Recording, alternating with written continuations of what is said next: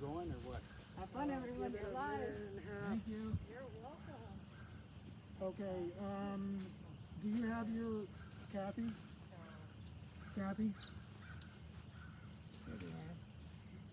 Do you It's have live. your printouts? I was gonna give it Hi. Tommy, give it this one, but this one I left up on the Tommy, Tommy. Yeah, I'm just driving in. YouTube is, the internet is on. When you go home, will you get my wand? I'll wait until they tell me. Who comes? Oh, it's a seat. Arthur. Oh, Betty. I don't know. Stay down there. Arthur, You could just take the mattress off our bed. Yeah, I was gonna do that.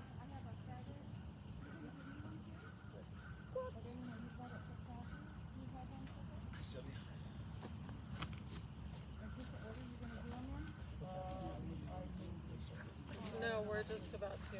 we are still trying to get things together and it should happen pretty quick. Let me do a Here quick comes intro. the fellow that had this all put together. He's been a real good source for entertainment here in this valley. Anyway, Arthur Fonseca.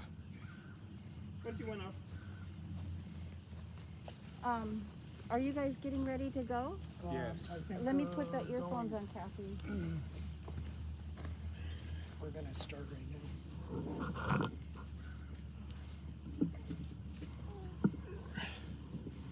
Oh, was that at your height? I don't know. Don't forget you're live. Okay, yeah, I'm alive. Yes, I'm alive. I'm alive. I'm alive. You can't hear? Well, move up. You want me to turn up the sound? Yeah, you should turn up the sound. It's not very loud. I'm awfully close. Would you like to wear my shawl? I can hold the microphone for How's that? Ooh. That's better. She said close, not cold, Sylvia. Oh, okay. Is that level okay? Okay. Okay. Well, I want to welcome you to a poetry reading sponsored by the Dixon Poetry Group. It's called Voices of the River. Our first reader is Sylvia Ernestina Vergara.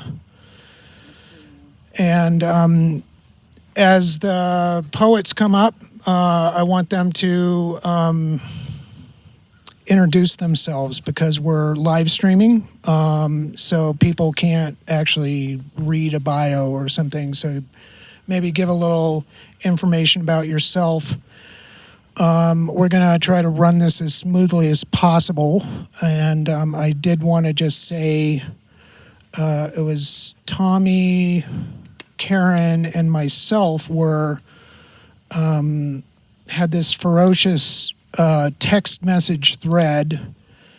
It was probably last summer before last, about what the name of the group was going to be called. And it was kind of interesting. Tommy started it. He's like, "Oh, we need to have a name."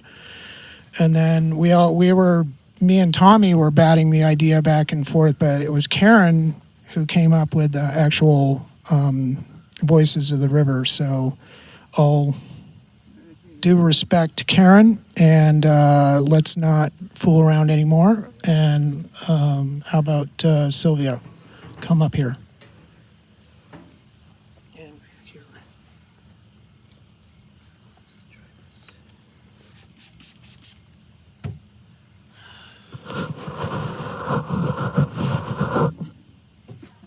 It's not going to go.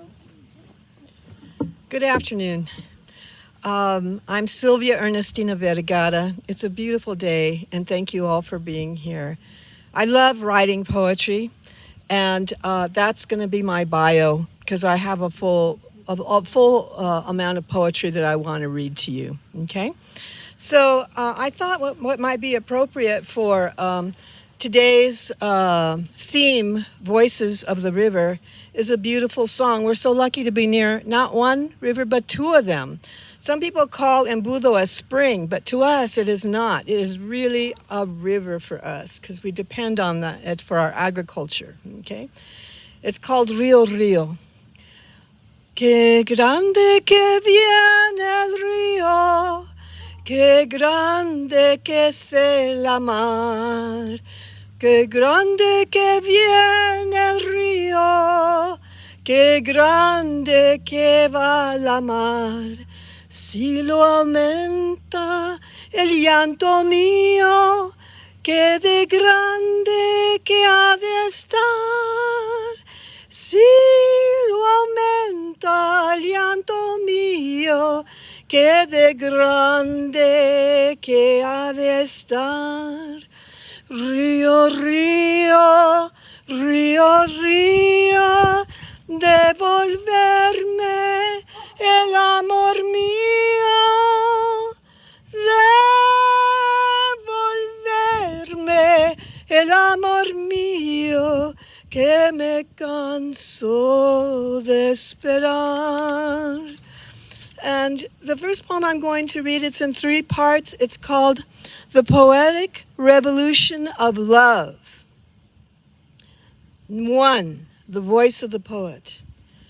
The voice of the poet is reaching, stretching further, reaching beyond itself, creating a metamorphosis of new vision. Around the earth, winds shudder. Clouds take new shape, form out of breath, poet breath that has been in every lung of human, fish, and mammal. The voice of the poet stretches, pulls, throws the sound of words out of timid wombs and gives new life to the cry of the silent. The poet is the ear that hears, listens, and waits, only to take a breath to speak and release. Hurtle, throw a new vibrant word dance made of wonder into the air. This dreaming tango attaches to memories, thoughts, feelings. It moves in adagio, contemplating the stars. The smooth floor of the soul listens and feels the poetic gliding steps.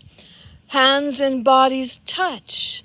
Breath intermingles as hearts count out the beat of this tango gone pensive, gone sad, gone soul weeping. Faces streaming with tears let go and drop to the floor and then into the abyss of a memory grave.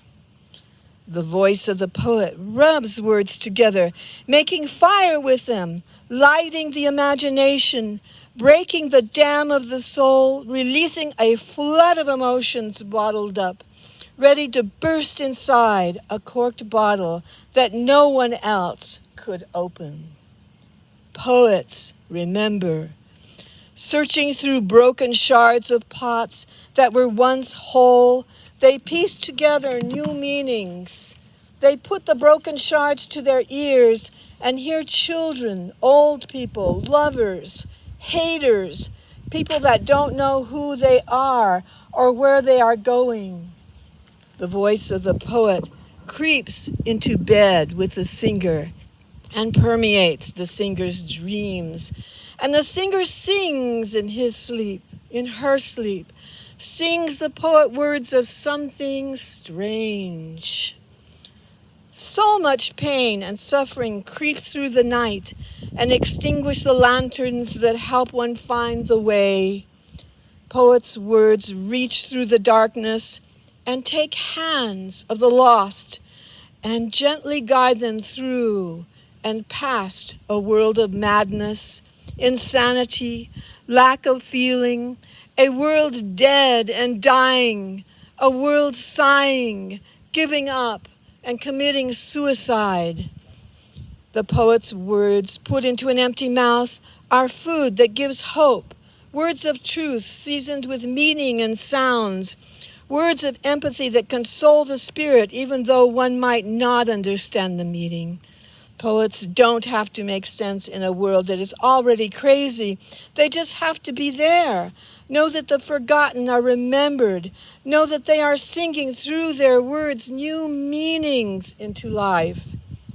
The words of the poet are powerful, magical, opening doors that were thought to be forever shut. The poet's words unlock the unknowable and allow for feelings of hopelessness to play out, the defeated struggle against injustice and lack of power. And then poets' words restore what can't be killed, can't be caught, can't be imprisoned. Their words reach into every vein, every heart, every mind, break through walls that appear invincible. Calling all poets! Calling all poets! Calling all poets! Rise and give new life. Awaken the sleeping giants within. 2. Discipline. It takes discipline to be your own Jesus and to raise your own Lazarus from the dead. It takes discipline to de-skeletonize the dryness from dead bones and grow new muscles and organs and brain. It takes discipline to make black, dry, dead blood run red with life through new veins. It takes discipline to fill collapsed lungs with new air, to make and create air that is pure and fresh. It takes discipline to strike lightning into a given up hope heart and make it start jump and dance to a new beat of life. It takes discipline to stay in lockdown as COVID-19 lurks through the night, knocking on everyone's door, waiting to be let in. It takes discipline to choose to create a new and beautiful word with nothing more than will. I am proud to be a poet. Am I worthy of the title? It takes discipline to let feelings kiss the words and savor diverse foods of thought and drink divine wines of contemplation. It takes discipline to wake up in the morning and ask the day for its blessings. Ask for hopes and dreams. Ask for strength to choose, to actualize beauty, love, and express goodwill. It takes discipline to open locked gates, build bridges, meet daily with fear, and explain with poetry why fear doesn't need to exist. It takes discipline to say no when addictions come to rob one of choices.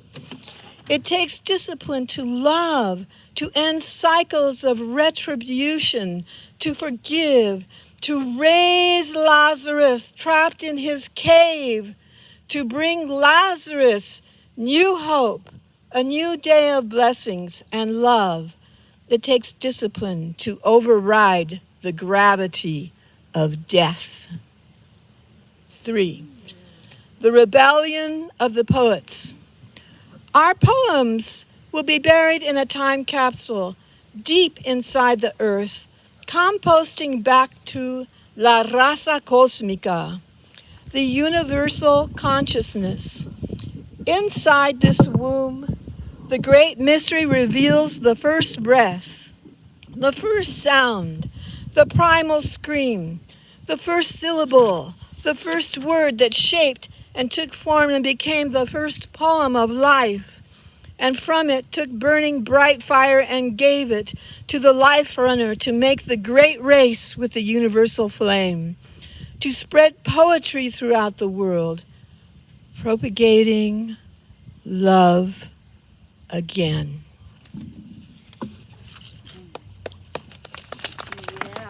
Thank you.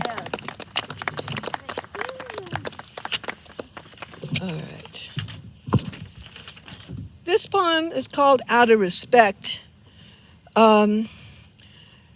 I'm not wearing my mask right now, but I often wear it all the time, and it's because we're outside.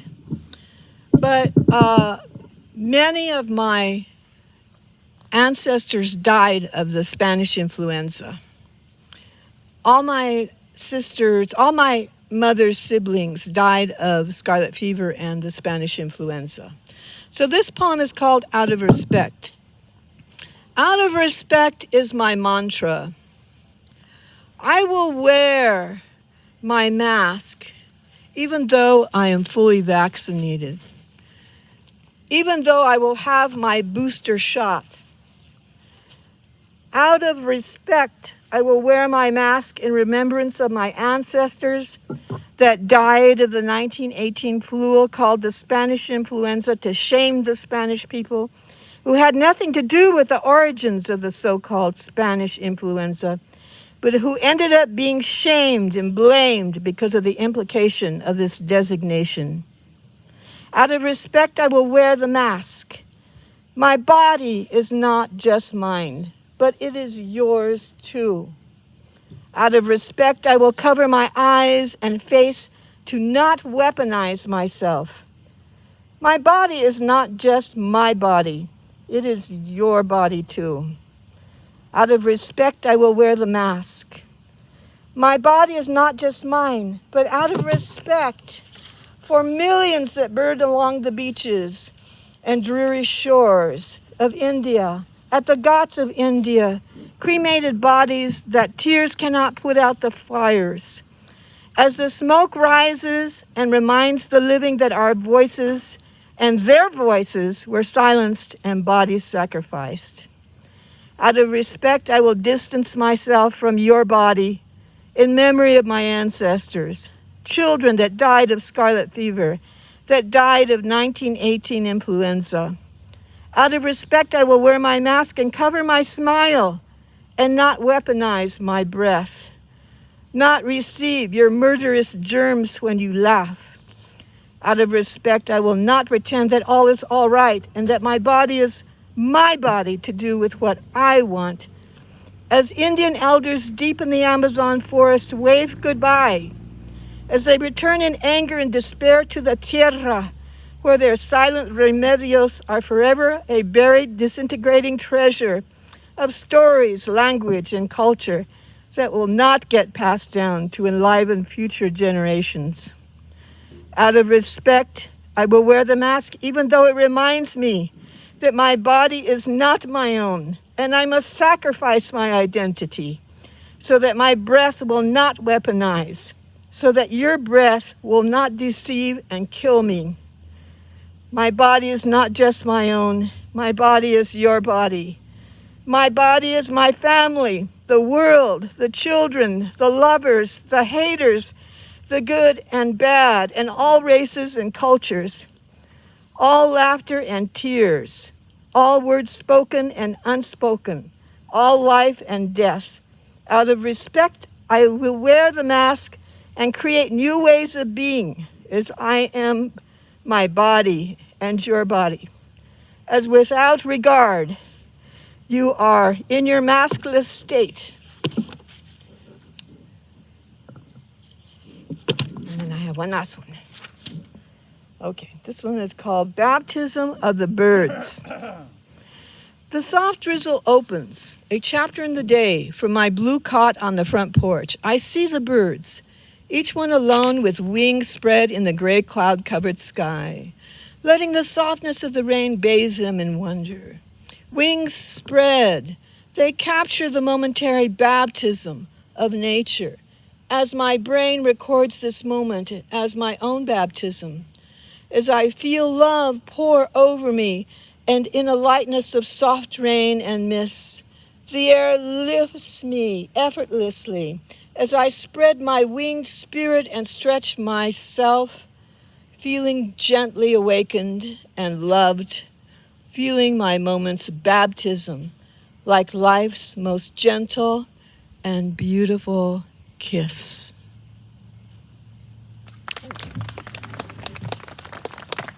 Thank you very much. It was an honor to read for you all. Okay. You want to go sit in the shade? Sylvia. Comadre. You want to go sit in the shade? You want to sit in the shade? 25. Oh, no.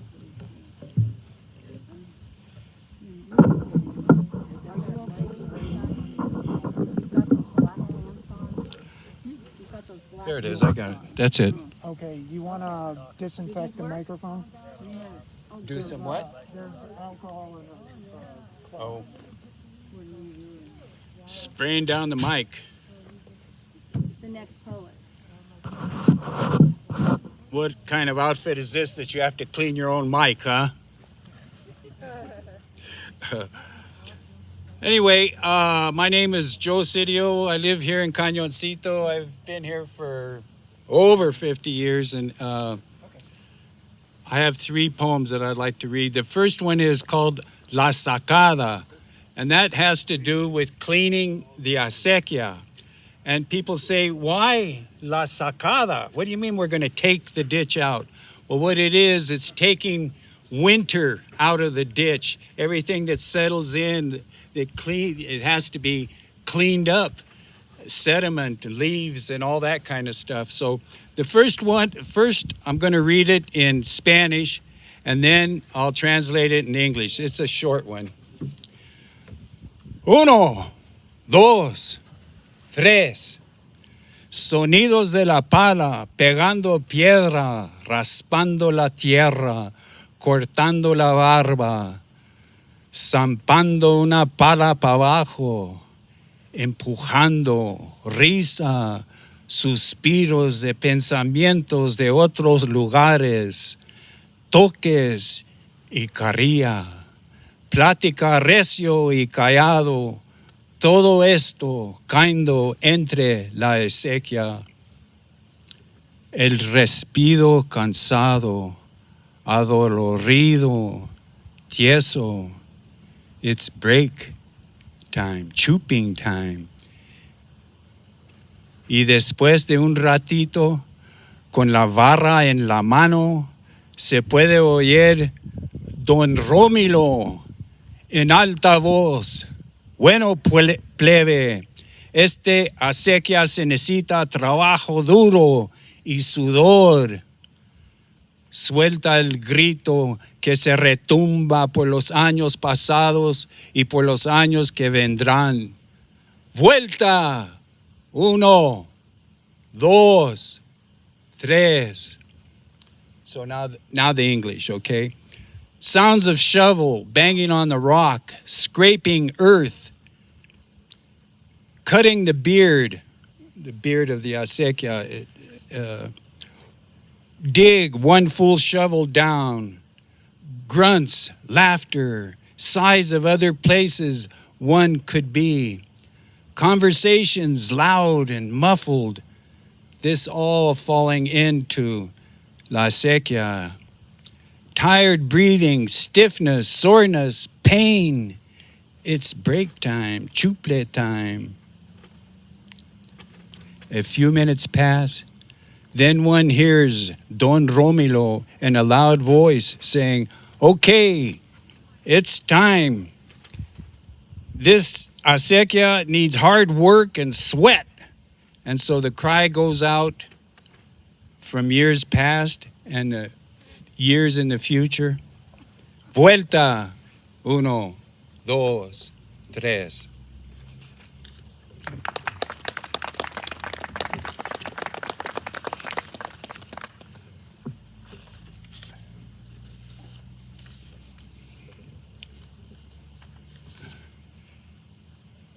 In my youth, there was a song that went Buick 59, Buick 59. I kind of did a reversion on that, and it's called Volvo 59. I still have it. It's parked there waiting to be resurrected one of these days. So jutting across the highest desert in the US of A in my Volvo 59. Sangre de Cristos to my left, San Juan's to my right. We are in flight, me and my Volvo 59. Rhythmic Vibrations flowing from this sensuous sculpted metal body, laying down a solid stand-up rhythm from a seasoned road repertoire of miles gone by. Doors and fenders, each with a different syncopated response. Loose change in the ashtray, a drummer's brushstrokes. Thumping road seams, sounding a bass riff. As this tune only plays for this day. Transcending this gun barrel road into an exploding sunset.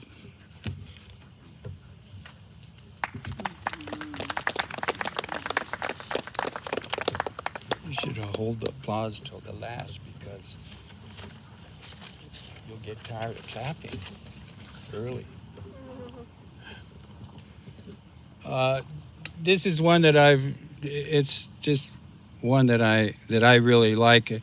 I live up close to the canyon, the box there, and that is only accessible on foot for 9 miles.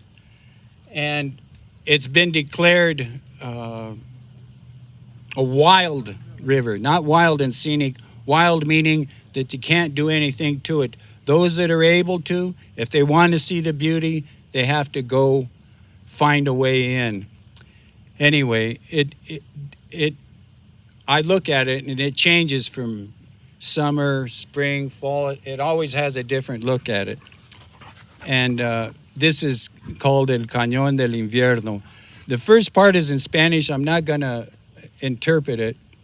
And the second part is, in English. So, El Cañón del Invierno. El sol en sus movimientos del invierno extiende la sombra del cuchillo, definando el dominio del cañón. Vistas vuelan, ojos sueltan viendo spiros y torres saliendo de costada de strata que formó en tiempos místicos. El vaho de Jicarita extiende un arrociado blanco en contrastar de los oscuros del granato. Nubes pasan en procesión, cantando vientos y ritmos que tocan su cuerpo y cara con un plumático cariño. Los pies sienten el movimiento del agua, se ve los corrientes detenidos y rebalsando por hielos escultados, azulados y verdosos. Él entra sin sabiendo que es venerador. Pensamientos espirituales y naturales comienzan un baile que lava y alumna sus polvos y oscuros de la realidad. And the praying rock is next to the singing waters of stillness, delivered from cascading slides of granite. An old pinavete grows out of its side in a Siamese connection to this cold and shaded slow movement of winter. This pinavete holds the rushing warmth of primaveras, those primaveras where the Chimaha straightens itself from crusty wind-hardened snows, bringing with it un sabor fuerte. Those primaveras that come from much trance time, junto el fogón, coaxing warmth from its bowels. Those primaveras of early brave green, of peach y chabacán flor, saliendo de una blanqueada, que se detiene la prima de su junta de pasión y amor con el verano. Thank you.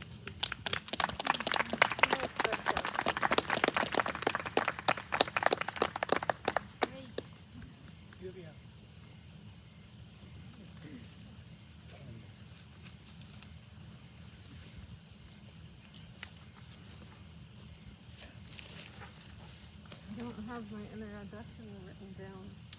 It's over there. Your bio. Mm-hmm.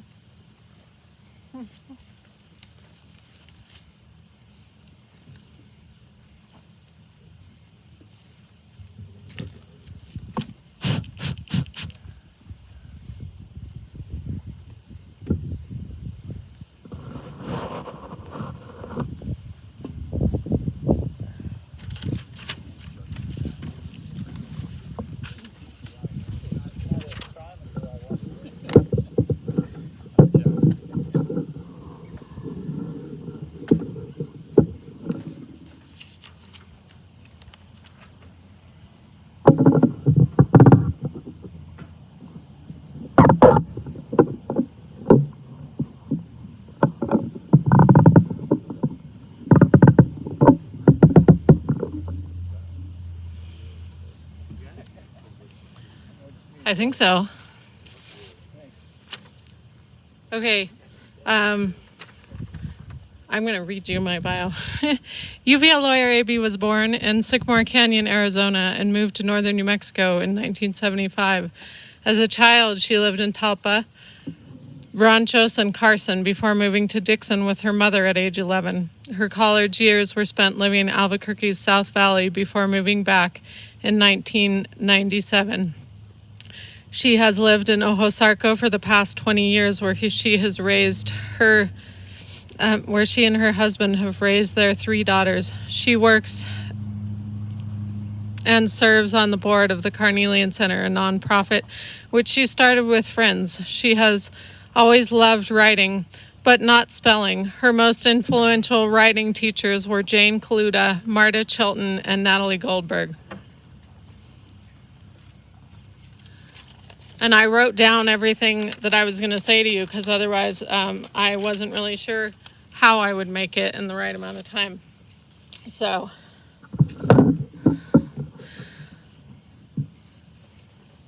I am dressed to be somewhere else, but I agreed to come bare my soul to you all before returning there. The last 2 years have involved a lot of introspection and internal growth. In that process, I did a lot of writing, 8 journals, as well as going back and reading through my past. The first poem actually comes out of the past. I am giving voice to the girl in her early 20s. That is part of my fabric. Some people find poetry challenging to enjoy or understand. Like all art forms, it reveals the artist. Poems are more abstract, and some are more realism, and some are written in traditional confines of meter, rhyme, and form. For the first step, is to get the overall feeling. My first poem is The Great Scream. The great scream, abundance, gratitude, and the need to be penetrated by fire. Lashing out at the air, the cold walls, the dark street. She would devour you if you entered her presence, leaving only the trace of your ashen soul to be moistened by her tears. The unwinding exposure of love spoken from her lips, stealing breath, her trust. You become the enemy pinned against her dreams. Then you too suffocate without returning the words, love, that could irrigate fields destined to be lost. How dry the night is. Silence ferments the air. She is growth within the creative foyer, breathing spice smoke.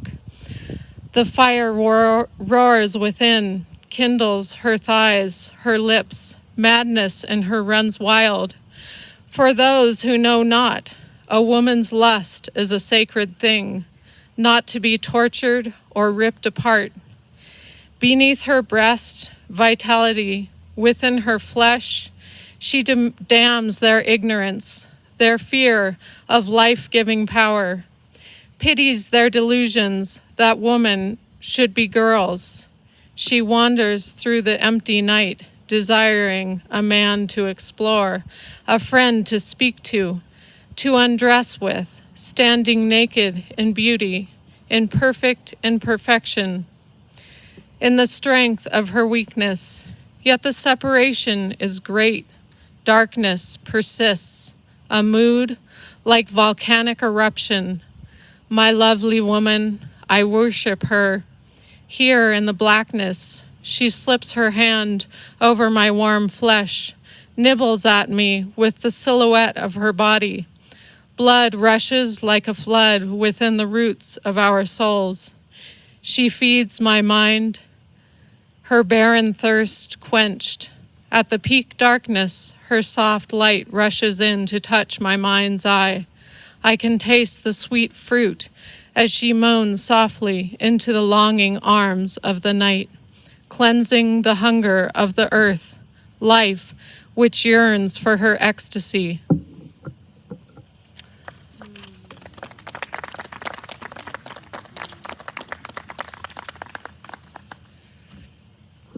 Here we are, a lifetime later. Can I take this out? Is that okay? Here we are, a lifetime later. One of the journals I filled in the past year was one old calendar journal my husband found me in our beloved book sale. It had traditional poems interspersed and beautiful watercolors of plants with their scientific names and description. The plants were on an attached paper that folded up. Below all of these, I made myself write poems, coming briefly out of my torrent of reflective thought, or not. Here is one that was born out of one of these. Rubus fruticoccus, searching out blackberry brandy, the cheap kind from the dusty liquor store that still has the old school New Mexico drive-up window, like in the plaza corner by the Ranchos Church, sitting in the bed of a pickup, free and open to the sky, saints and sinners.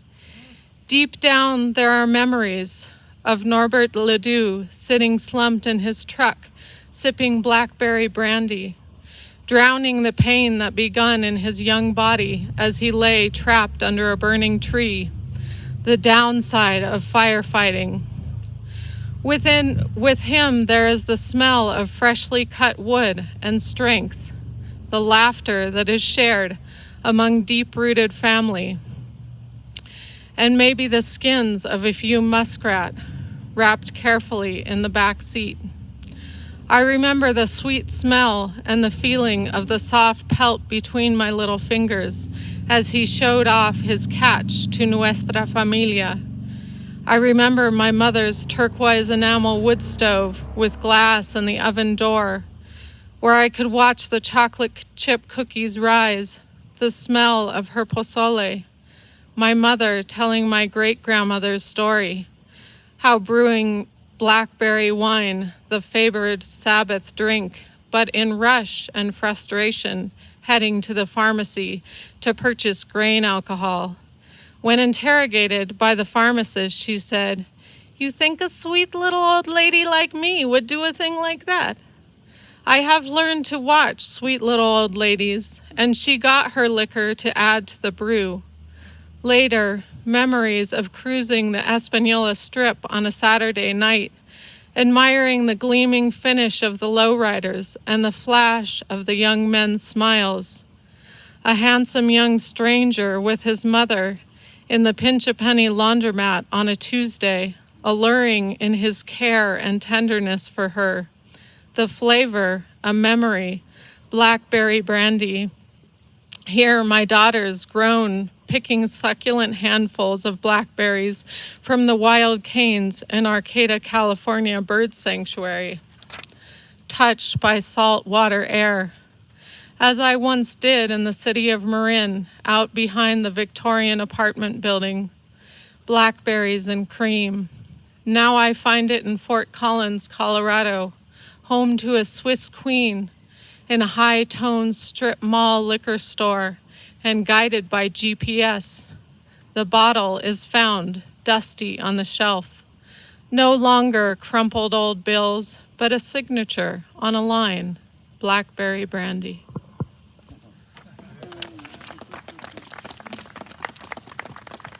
Thank you.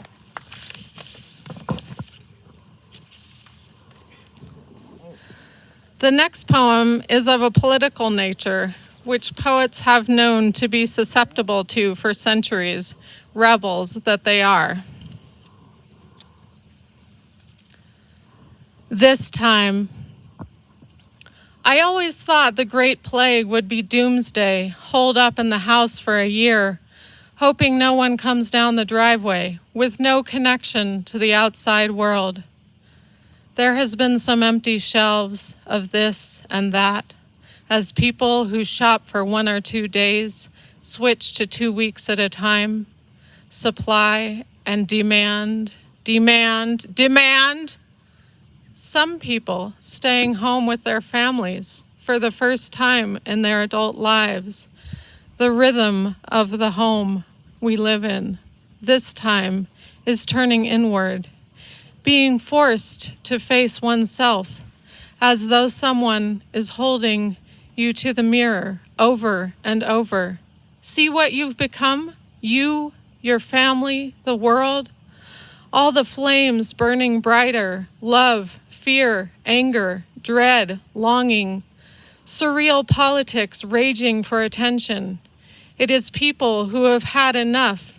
It is spending hours on end on the computer, even after it has sucked your brain dry and your lifeblood dry. It is death coming right to the door of privilege, experiencing a reality that has always been there for the impoverished, war-torn nations, the places where the first world steals its comfort, unseen suffering, unseen landscapes, raped and torn apart. It is clear skies and tranquil water. Until people decide to run about, realizing this is how things are, and maybe the real plague is yet to come, or the plague that as economy has torn our world apart already. There is some moment in the beginning when it feels like perspective has been shown on Wall Street, when life becomes primary. But then it is disaster capitalism at its worst, tearing into every corner behind the headlines.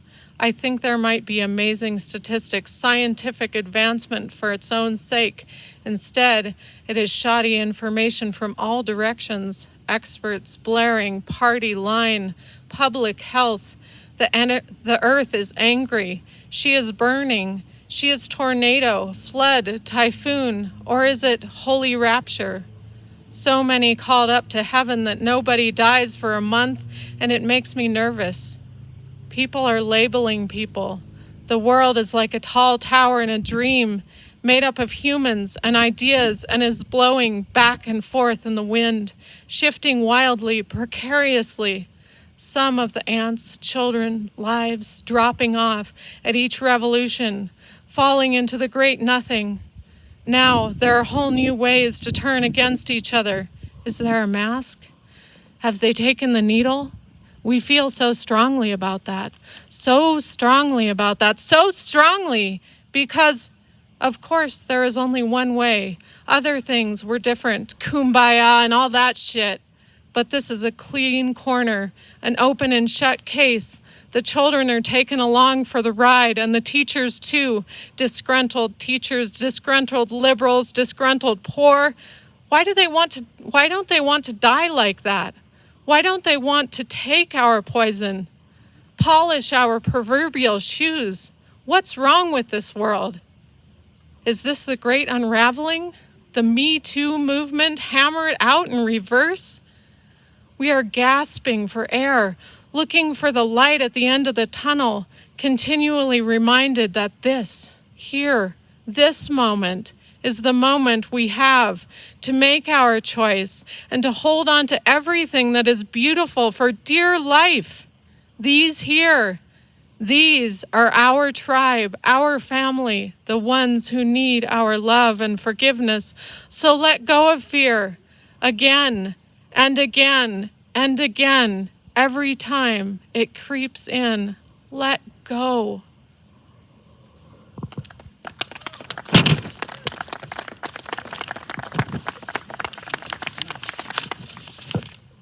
Thank you.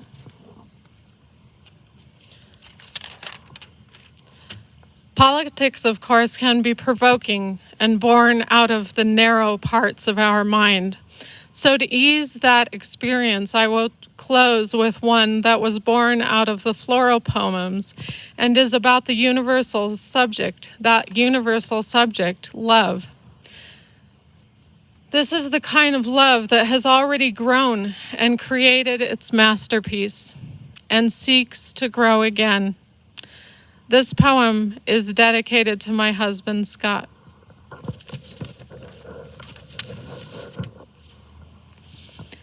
Masterwort. My pockets are filled with seeds. They carry the genetic material of our love, possibility. When I plant them, I don't know what will grow. Will it be a vine, fresh tendrils wrapping up towards the sun, a stalk like corn in a field, greeting the wind with pollen and silk? Will it fruit a crisp and juicy melon, summer ripe, waiting to quench the thirst at a gathering of minds? I hold the seeds and watch their stillness, their reflective shell, obscuring future growth. My taste buds are barren to the flavor. Somewhere on this landscape is the soil. Some afternoon, it will birth the rain that moistens the earthbed, and always the sunshine playing at the cycle of the moon.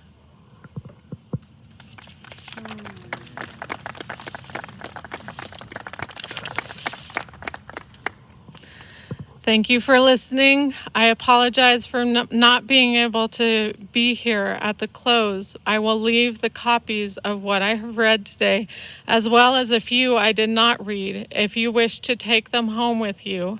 If you have any comments or questions, you probably know where to find me. Thank you, everybody.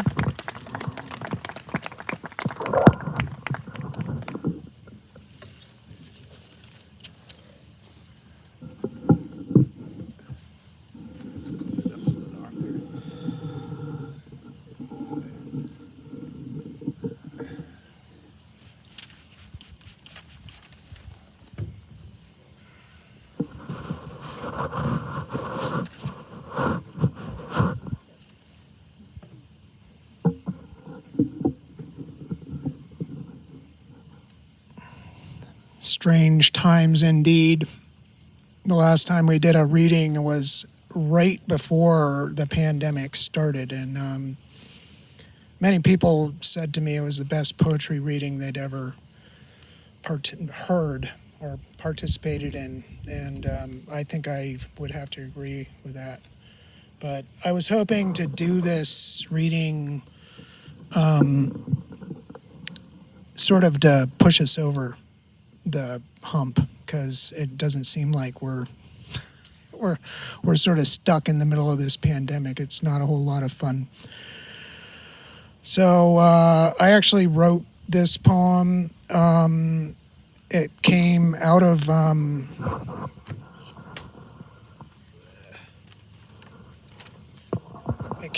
that ferocious text message thread that Tommy and Karen and I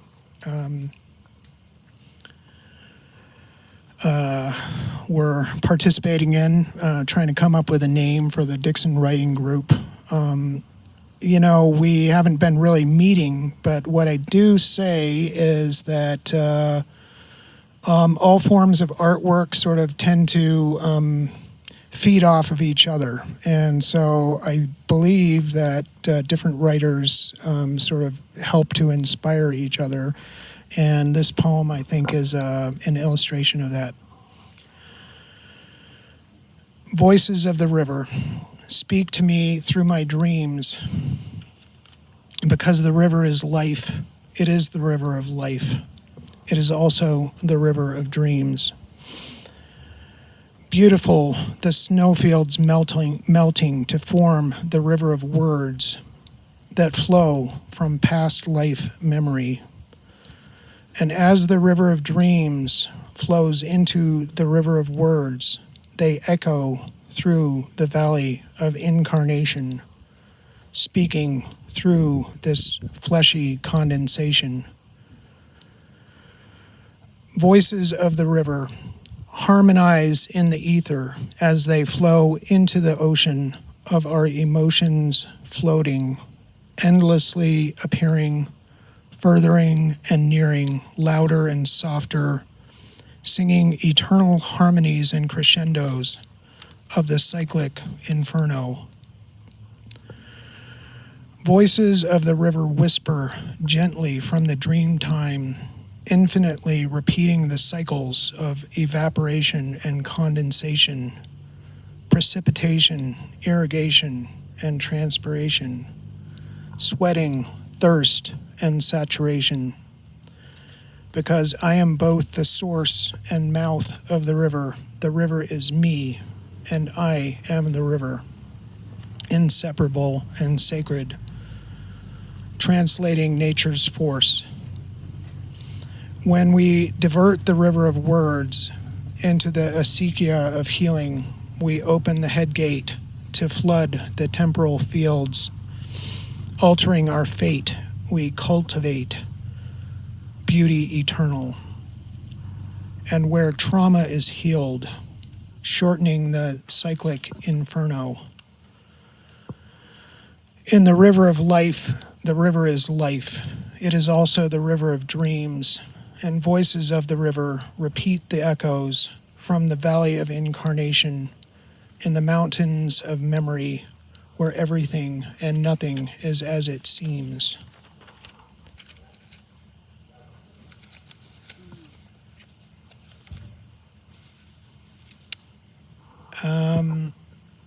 I wrote this poem when I stayed with this family in the cloud forest in Costa Rica. And the finca was called Las Vueltas. It's sort of, as you go up it's on the Cordillera of the Central American Isthmus. And as you go up in elevation, there's a band of tropical hardwoods, which would be like rosewood and black ebony and cypress-yew. And then as you go higher, there's a band of oaks right before you get to there's a word I use in this poem. It's called the paramo, which is sort of above the tree line. There's sort of a thicket of very dense bamboo, and then it's sort of this open moorland up there all the way to the ridge and down to the Pacific Ocean. So the family was it was a very druid experience, let's put it like this. They were all redheads, and they smoked pot from morning to dusk, and everybody from little 14-year-old Janie to 74-year-old Reddy. But it was, it was a gorgeous place. Las Vueltas. It was the great harmony of the fungi singing through their fruiting bodies, formed from the symbiotic root mind of the universally sentient mycelium, a microscopic subterranean community bursting into the glory of the primeval cloud forest. The rhythm of the rain flows the golden sap, and within the green crown of the goddess is the forest cathedral, a symphony of chlorophyll singing with sunlight, countless myriad leaves and needles sweating photosynthetic notes. The drifting mist gently breathes through the old man's beard. Clouds caress the paramo, cooling with the undulous ripple of airborne moisture, expressing the eternal love affair between the earth and sky, roiling in the cloud storm and driving rain, rolling in muted thunder. An intricate visual feast of mosses and lichens clothe her in a gown of green verdure, flowers of unearthly spectrum dripping dew in the morning sunlight.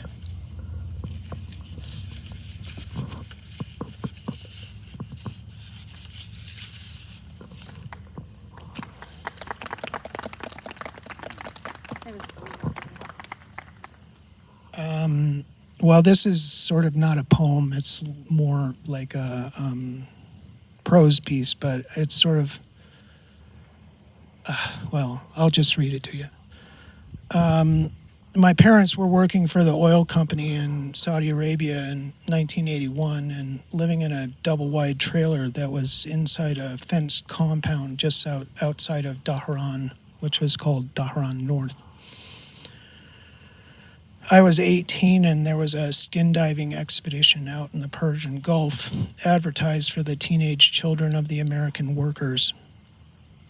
When our bus got to the dock in Ras Tanura, we saw the boat was a wooden dhow powered by a diesel engine and manned by Arab sailors and fishermen. There were perhaps 25 American college students on the excursion. The sea was rough that day because of a strong wind blowing across the Gulf. The waves were about 4 or 5 feet high, and almost immediately after we embarked, almost all of the American college kids started getting seasick. Most of them were either lying on the deck of the dhow or sitting down, which was not a good idea in rough seas. It was pretty clear that I wanted to stay standing and active, so I was perhaps the only one of the college kids who didn't end up puking over the side of the boat. I ended up sitting on the prow of the dhow, a large wooden beam that jutted 5 feet from the front of the boat, and riding it like a bucking bronco through the waves and troughs, the sea foam and spray from the boat cutting through the water and the wind throwing up the salt water. The Arab sailors were clambering about in the rigging and piloting the boat, but the Americans were lying or sitting, queasy and nauseous. The dive site was a pillar of coral that rose from the seafloor 50 feet, topping out just below sea level, and the water was sparkling crystal clear. You could see the shores of both Persia and Arabia from where the dhow was anchored. There were the most colorful, variegated, and numerous tropical fish swimming lazily about the pillar of coral, which was also composed of all different types and colors of coral. Absolutely magnificent. One of the most beautiful places that I have ever seen. I was snorkeling with a mask and fins and spent most of the next 3 hours circling the pillar of coral with the tropical fish, amazed with the light and color. I just couldn't get enough of that place. Remember, this was 1981, before the invention of sunblock and before the notion that the loss of the ozone layer was contributing to climate change and consequently skin cancer. I got one of the worst sunburns of my life that day, but it was a small price to pay for the unforgettable experience. It was much later that I was reading about the rise of the sea level at the end of the last ice age, and that the Persian Gulf had once been a fertile valley with the Tigris and Euphrates rivers flowing down the middle and emptying into the Indian Ocean somewhere around the Straits of Hormuz. In the Bible, the Garden of Eden is described as being at the confluence of the Tigris and Euphrates with the Pison and Gihon rivers, both now dry riverbeds, one flowing from Persia and the other flowing from Arabia. I am sure that the dive site was quite close to this location, and ever since I have described my experience as skin diving in the Garden of Eden.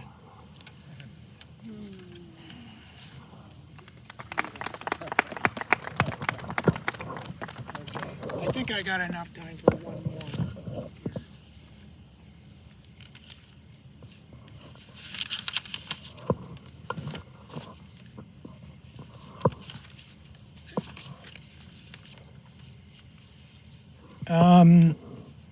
I was in the Bay Area in 2019, shortly before the pandemic started, and I was staying with a friend of mine in Oakland.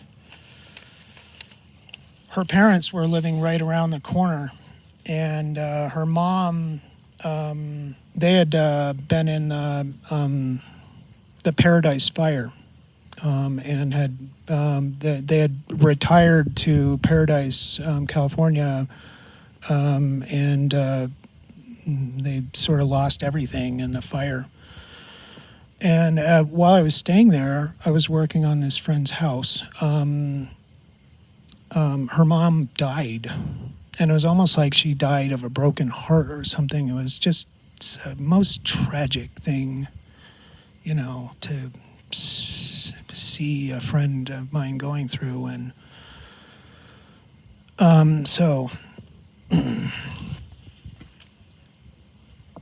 Paradise is burning, and the angels are falling through the atmospheric tearing, twisting and turning. In the fiery wind dancing like embers blowing, the angels' wings are broken by the truth unspoken. Paradise is burning because the climate is changing. The angels' wings are broken and they are falling through the atmospheric tearing, twisting and turning like embers being scattered, and the ashes churning. Jesus. Sorry about that. By the fiery winds blowing, the beauty of nature is battered. Paradise is burning. A hungry chaos it is feeding, frenzy of fire dancing. The highways are writhing and screaming. The angels are falling, their wings having been broken. The bones of our dreams are shattered by this truth unspoken, the earth being battered by greed and unknowing. Paradise is burning, a hungry chaos it is feeding, and the angels are falling, their wings having been broken by the truth unspoken through the atmospheric tearing.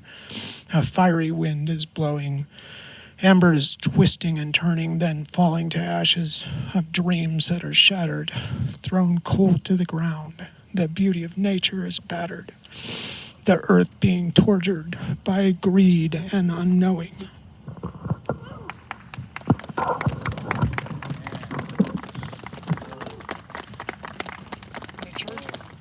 Richard. And after Richard reads his poem, we'll just take a little break. There's some wild cherry wine over there, made from the end of Apodaca Road, and cheese and crackers and stuff. I'm getting my jacket.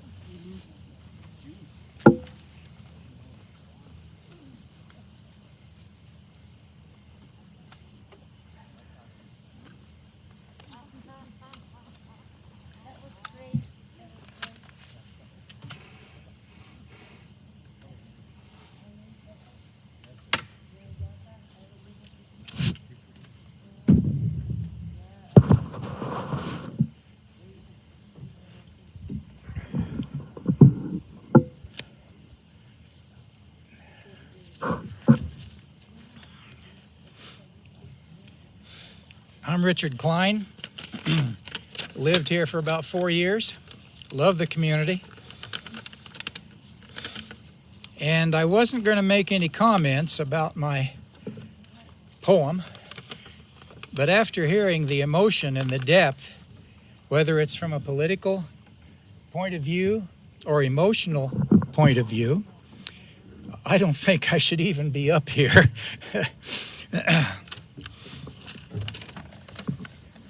My little ditty is called Ode to a Virus. Oh virus, whatever you are, our guess is that you came from afar. Why, oh why do you do what you do? Because when you do act, it's not just like a small boo-boo. Much is being argued as to your medical proclivity, but we can all see and agree that you have a type of longevity.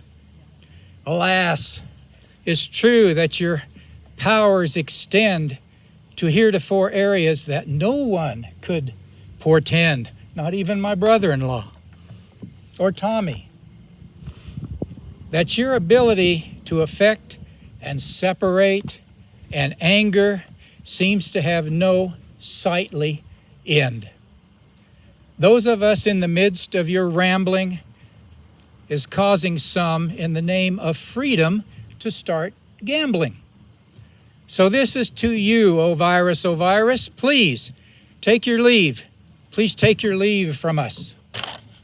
Thank you.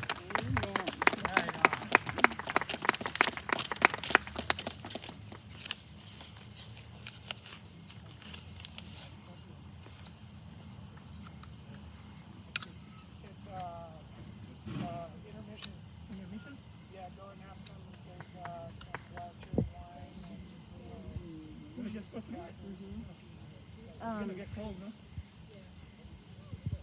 intermission. I guess there's some. Okay. I lost your email because the box disappeared. But I'll get in touch with Tommy? you about that microphone. Do we have to have intermission? Can you read? Otherwise, we have to go. It's getting cold, no? Yeah, she's getting tired, and we really wanted to hear you. Well, I'm glad you read. It's good. Good you read. Arthur, should I just say it's getting close? I guess continue. Some I don't know. What do you want? some people want to continue. Let's continue. Let's continue. Can we take a 5-minute break? No, let's continue. If we'll have to leave, and we wanted to hear Tommy. Okay, go ahead, Tommy. Okay, we'll listen to Tommy and then we'll go. No, Tommy's gonna read for us. Put that on.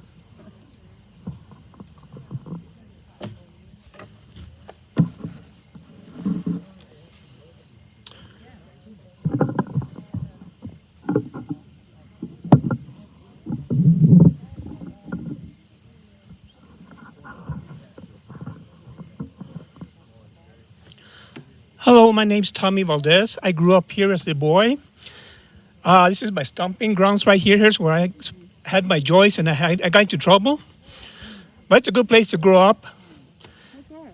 And my first poem is called Dreams of the Past. Winds blow across turquoise skies, the llanos of the land of enchantment, with a mournful cry, as if the winds themselves were lamenting the past, its traditions and the very people who came before. New Mexico, like a young child, learning to walk, struggling to find its own identity. It is where the stories of my ancestors begin to be told, like a lump of clay ready to be molded and take shape into traditions and putting a face to who New Mexico is today. It is these traditions, their traditions, so lovingly passed down, left like an heirloom to future generations. So the past is not forgotten and allowed to be interwoven into is not forgotten and allowed to be interwoven into the fabric of time, so that people will always have a link to their past and to their future.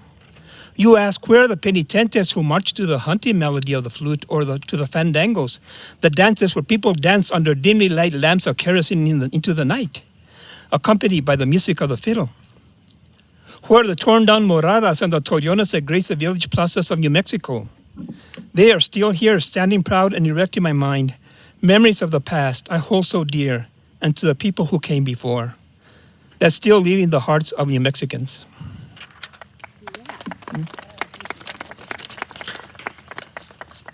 Thank you. This next one is called Like a Feather. My life is like that of a feather that you sometimes see softly, gently floating through the air, with the currents of life there to hold me up and suspend me for a moment, while I am alive, guiding me on my journey through life.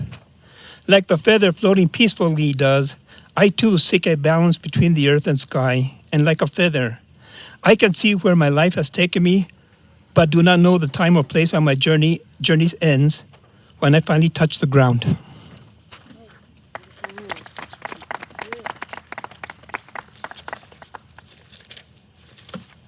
This one is called The Hollyhocks, and my grandma used to grow a lot of flowers. And it goes like this. I came across a hollyhock today, gently swaying back and forth in the breeze, as if continuing an old dance ritual having been performed for hundreds of years. How seeing that one hollyhock opened a window to my past, inundating me with a flood of memories of my grandmother and her flower garden of many colors and smells that intoxicated my senses beyond the realms of ecstasy. I can still see her hands gently tending to and talking to each flower as if they were her own children, encourage them to grow big and strong as she did with us. The morning glories, the asters, the lilacs, they all combine into a utopian world of beauty resembling a tiny Garden of Eden in the middle of the Southwest desert. Walking through her flower garden seemed a respite from the outside world, a haven where one's emotions could run and be reawakened if needed. My grandmother has since passed away, leaving a residue of her and her garden that still lives long in my mind and in my heart.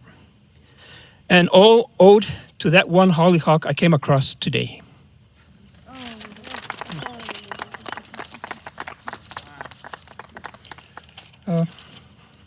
This one is called Happiness. Oh, to run free, to be yourself, and forget life's problems, if only for a moment. To immerse yourself in happiness, using serenity as your guide, to lead the way.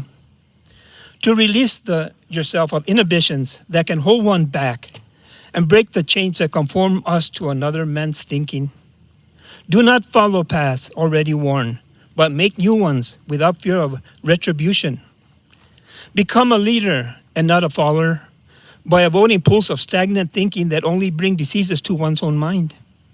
Just push aside all anger and malice at times we all carry, to free our souls of bad contempt so that we can live a longer life. What does it cost to return a smile and say hello to someone we may never see again? I'll finish off with a kind of lighten up a little bit. This one's about a little boy and his first school dance, no? And they like to, like little boys, they like to avoid being around little girls when they're young and they pull their hair and stuff like that, But this is a little boy's first encounter with his school dance, no?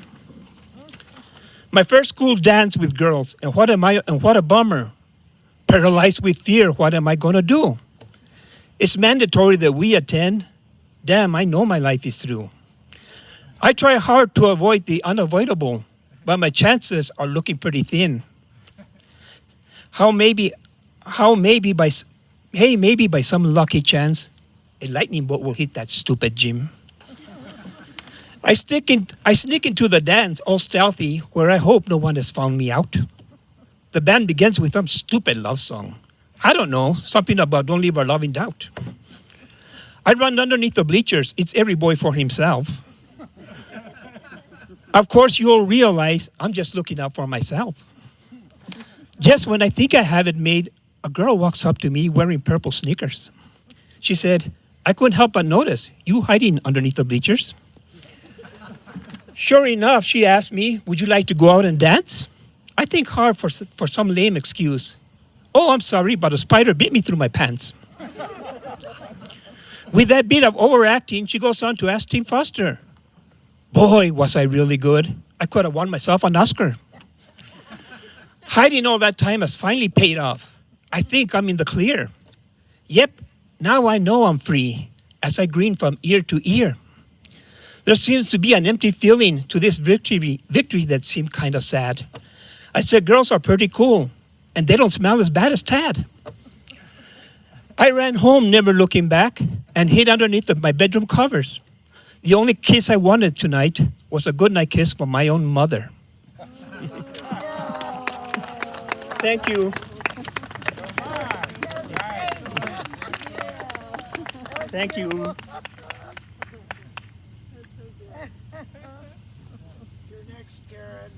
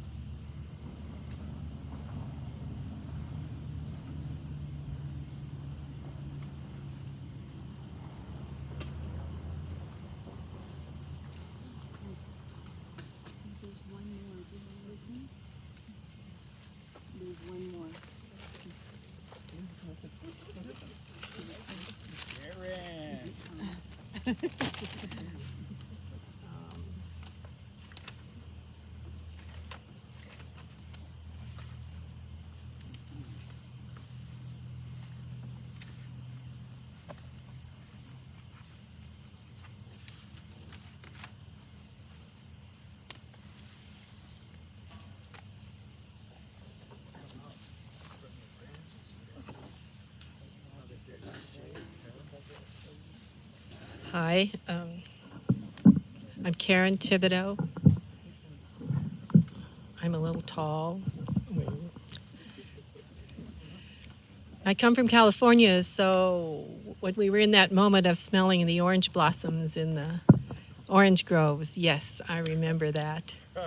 But I've been in New Mexico since 1968, in Santa Fe and Pilar and then Taos, with some respites in New York. And I'm passionate about New Mexico, and especially this time of year. So here is a poem. And I direct the Taos Children's Theater in Taos, in case anyone's inclined to be theatrical. Please come and talk to me. We're advancing into our Sherlock Holmes project. But here is a farewell to the summer we love so much. Sunset feast. I want to savor this day, to hold the golden leaves, the wide green river, the cumulus clouds blooming overhead. I want to gather each leaf and stuff all the leaves, the green waters, the looming whiteness in a drawer within my heart, so that any day, any time, any moment, I can pull out this day, these green waters, these rosed clouds, these 2 yellow leaves, and hang them in the landscape of my mind again, so I can stand anywhere as the day dissolves into night, holding the drawer open and welcome this golden time. This evening, in a breath, I watch the green waters turn amber, see the clouds go rose, then lavender and cerise, and I raise golden leaves in offering to the sky in a silent song of the heart. I want to consume this day, to sing the yellow bird song, so that in simple music's magic this eventide will last forever, distilled in time, and I can always be here on this bridge and behold the purple shadows falling between golden leaves, the green river purling below, the beaver in secret, the rose feldspar canyon walls thrusting upward into the azure blue rose pink clouded sky. I want to devour this day, ingest the dusky air of being, and swallow the green river as I turn otter, slip into the green, cool river waters gliding by my body skin, catch the current to slide under the branch where the small yellow bird sings the song of summer's end, and in the music flip-float on my back to lie in the gold-pink light of reflected sunset clouds. Then, as a fish, I breathe water into my water belly, watch the so-gold cottonwood leaves by the fringe of my wet eyelashes, see the above so-gold cottonwood leaves, and become as one with the setting sun. And as I emerge from the green wet, I wrap my towel close to hold this day snug against my body, nested between warm towel and otter's sunskin. Now I too am in the drawer of my heart, under the leaves, held there as a memory.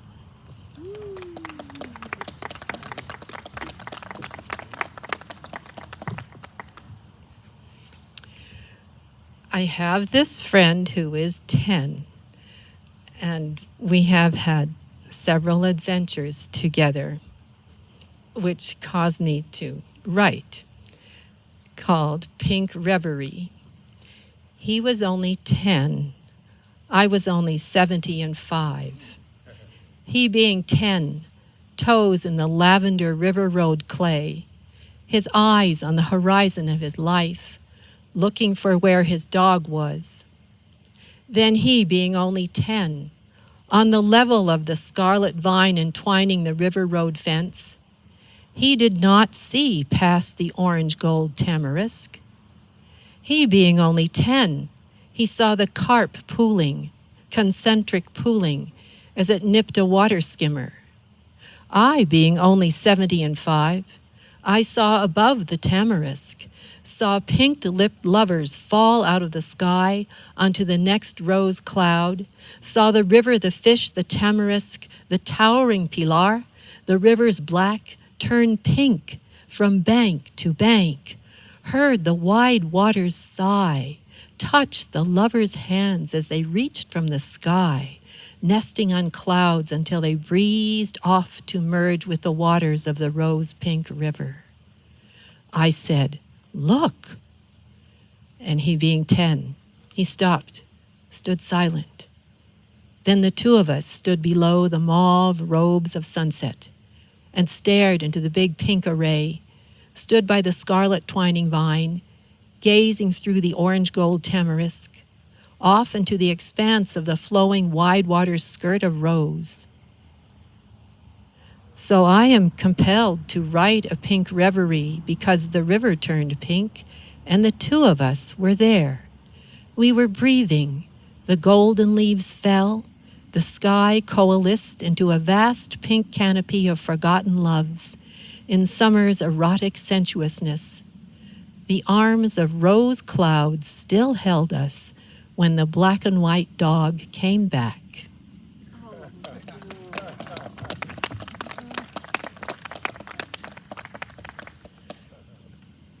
Now, here's some more walks with my 10-year-old friend, Haile.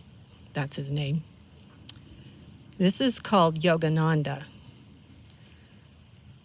What is the end of life? I keep wondering this year. Never before did I wonder so much. Daily, I see this precipice, this mesa edge, falling off into a nowhere, a deep, bottomless abyss. Or I'm alone, pushing a wheelbarrow full of rocks in a cartoon, and blip, I'm over the edge. The end comes up with the Looney Tunes theme. I think no one else in the whole theater of life is like this. I walk around with my own skeleton clanging. But last Saturday, my friend, he being all of 10 and I being all of 76 now, we both walked along the river, the water languid in fall, laden with the golden tamarisks on its banks. He told me he always has bad dreams. About what? I said, imagining dark monsters, jaws jammed with snaggle teeth, lurking behind closet doors, growling and gruffling in the dark. He said, I dreamed about dying. Last night I was drowned, then I came back. Then I was hit on the head, and I came back. Then I was buried in a rock slide, and I came back. I woke up with a headache. We walked on further, silent, his bare feet padding softly in the gray caliche clay. The morning sun glinting off the river, the pungent bite of willow fragrance at the air. I, being all of 76, I said, has this been going on for a long time? Yes, he said, being all of 10, but nodding his head with the sagacity of a 100-year-old, and turned his brown eyes to mine. Yes, ever since I asked God to show me where I go after death. We walked on until I said something about Yogananda, but then I quit, being in awe of this young sage and his ferocious will to journey.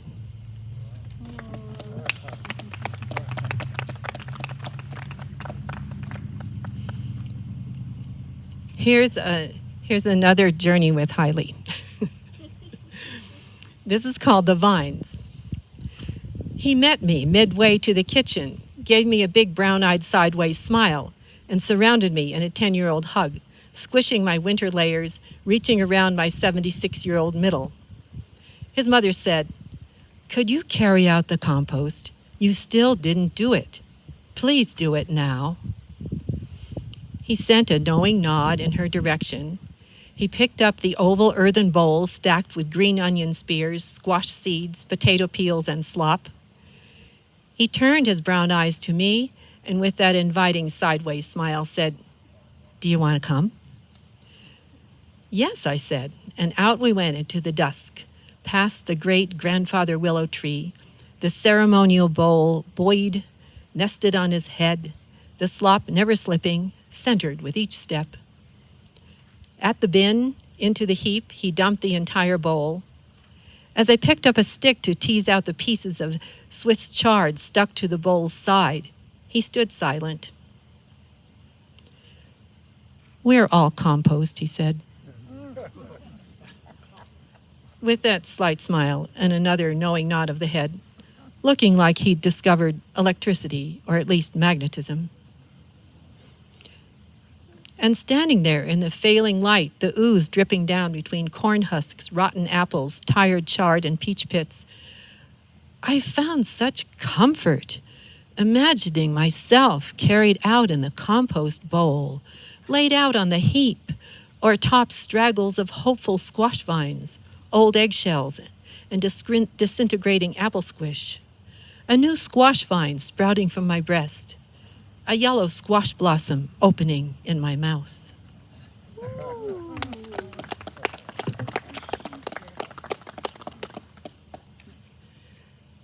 Now, I have to share that 2 cats moved into my house. I mean, I did let them in, but they came not starved and ragged, but all spayed and in marvelous shape and in good humor. They just ate a lot. And so I took it as a gift, and I had to write about them. This is called The Cat Came In.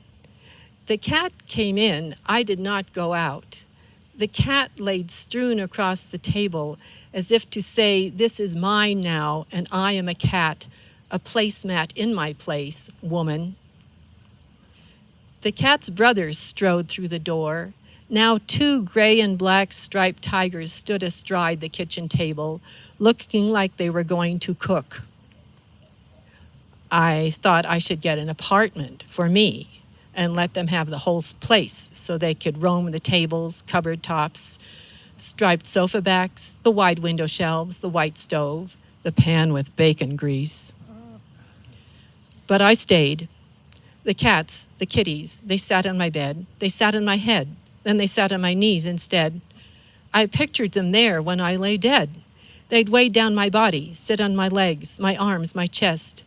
Hold me down, that is, until I arise in my light body, translated. And then, on silent pause, they'd follow me through the veil, like a spirit cat door. And together we'd pad into cat dream country, into the mystery of everything humans don't know and can seldom talk about, into that far place where cats go every day as they appear to snooze on the windowsill.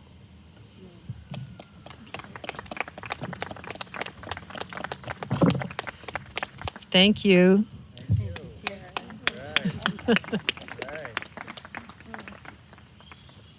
Winston. El Winston. El Winston famoso.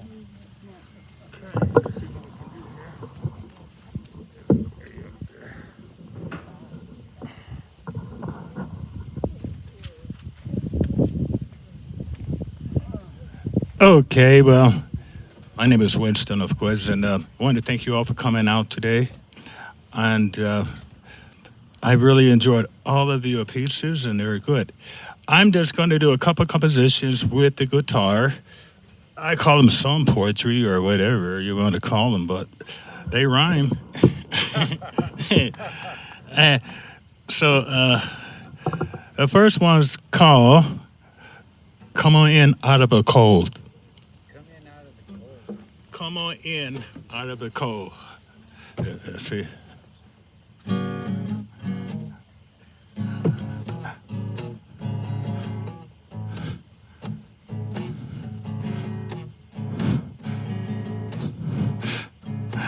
Come on in out of the cold. I'm gonna start over. Come on in out of the cold. Let my love warm you.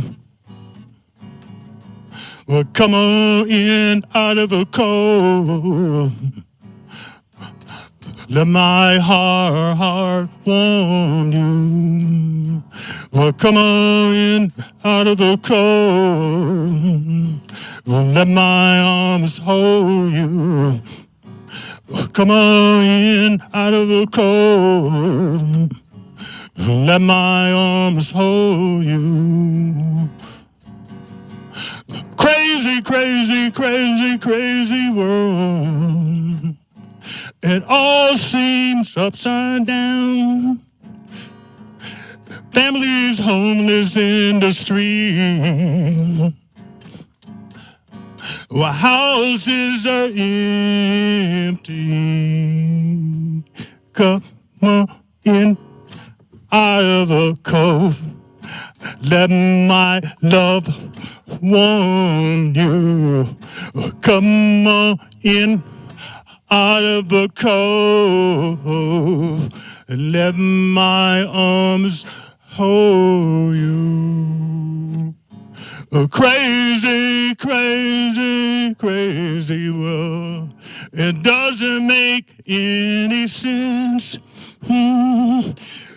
The children are hungry and fruits are plenty.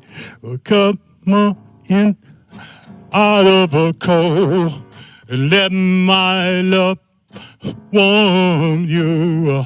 Well, come on in out of the cold and let my love warm you. Come on in out of the cold. This one is called Beautiful Planet. And we all love our planet. And we all got to wake up and save our planet. And save each other and love each other. Okay, let me try it.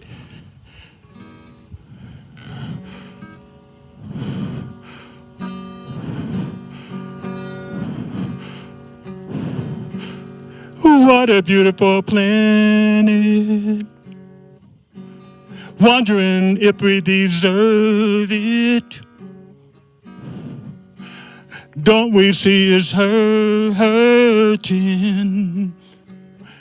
She don't deserve it. Won't somebody please tell me, will we ever see the beauty in the oceans and seas and rivers and streams and color-changing trees and all living things? Will there ever be a planet of peace and harmony? Such a beautiful smile, such an innocent child, hunger in their eyes. They don't deserve it. Won't somebody please, please tell me, will we ever see the beauty in the oceans and streams and rivers and streams and color-changing trees and all living things? Will there ever be a planet of peace and harmony?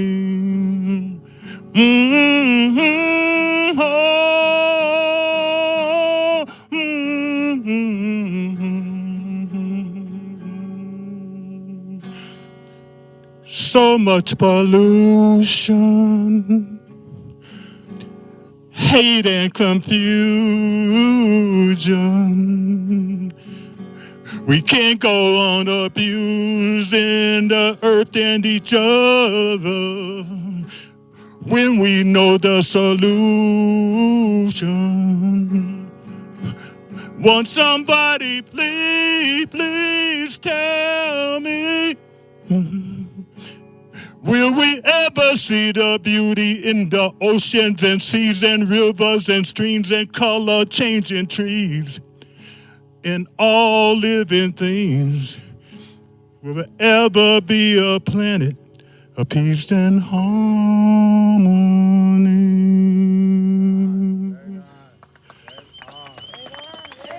Thank you. Hey, Winston.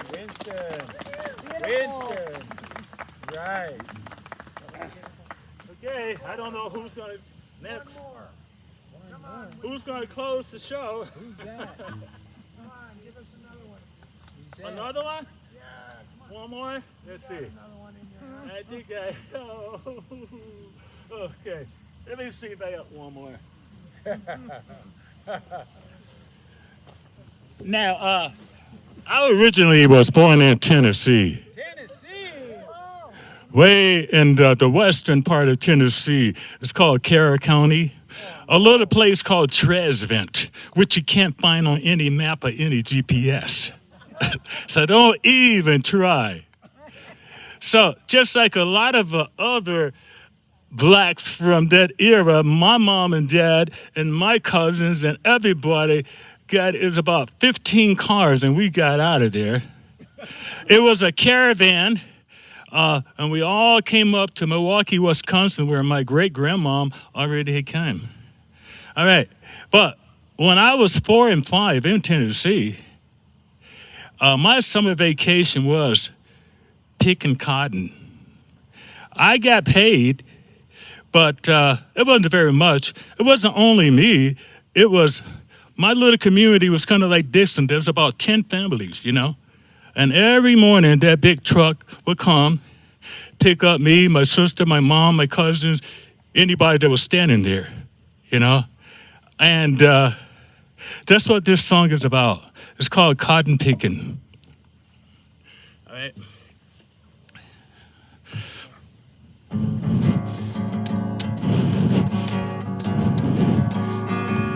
I left my ego a long, long time ago in the cotton sack on my back. I was turning 3, picking cotton in Tennessee. That was my summer vacation, participation in a family tradition. A dark reality, helping raising the family. Picking cotton in a cotton-picking Jim Crow society. Early rides in the big old truck arriving, picking up passengers along the road. All aboard. Got a load, headed for the cotton bowl. There was my summer vacation, participation in a family tradition. A dark reality, helping raising the family. Picking cotton in a cotton-picking Jim Crow society.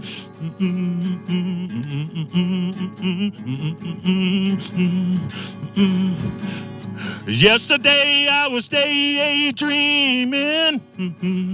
I saw my daddy in the foxhole overseas. He said, son, I'm fighting to be free in the cotton-picking Jim Crow society. No anger, no ego, picking cotton was all I know.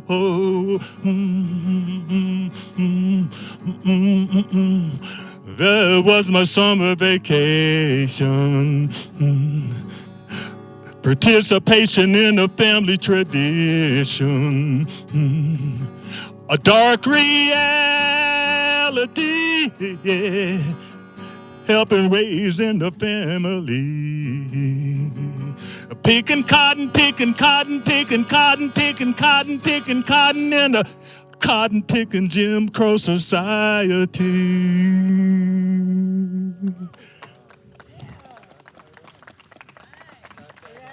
Thank you. I don't have any more.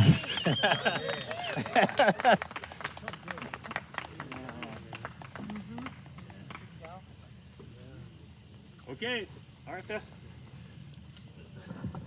Okay, thanks all for coming out. Some fantastic poetry and performances there.